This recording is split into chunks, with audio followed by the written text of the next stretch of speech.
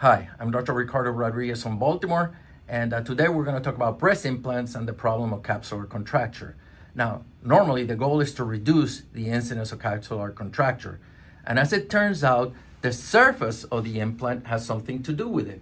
And implant manufacturers have experimented with different types of surfaces, and some surfaces, for example, are smooth, like this implant, and I represented in this drawing like a smooth surface, and then others are textured, where they put ripples on the surface to alter the surface of the implant. Now, these type of implants, the textured implants, have a lower rate of capsular contracture.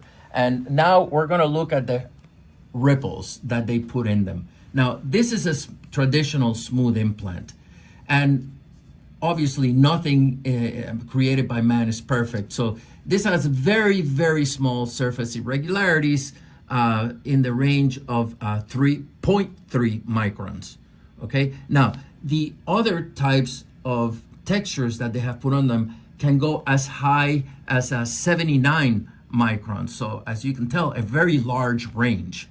Now, although these implants seem to have solved the problem of reducing capsular contracture rate, they ran into other problems, such as creation of seromas later on, and in some cases, even some rare types of cancer.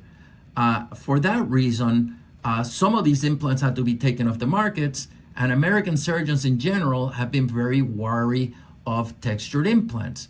However, there's a new type of implant called the Motiva that has a very tiny ripple compared to the other ones, or very tiny texture. So it's in the range of 3.2 microns versus the next smallest, which is 14.5 microns. Now, that seems to have made a difference in that it behaves like a textured implant without some of the late complications of textured implants.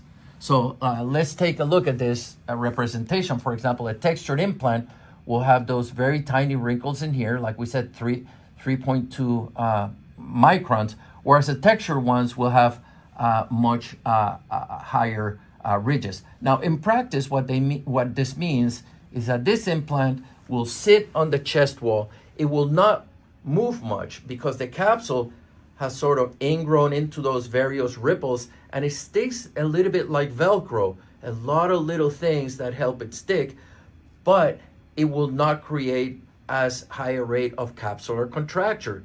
And I have been working with Motiva implants, and so far I have been happy with them.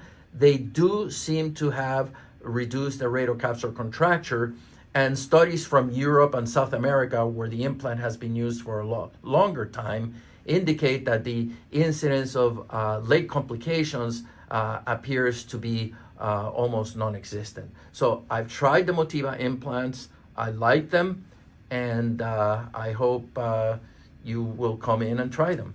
Thank you.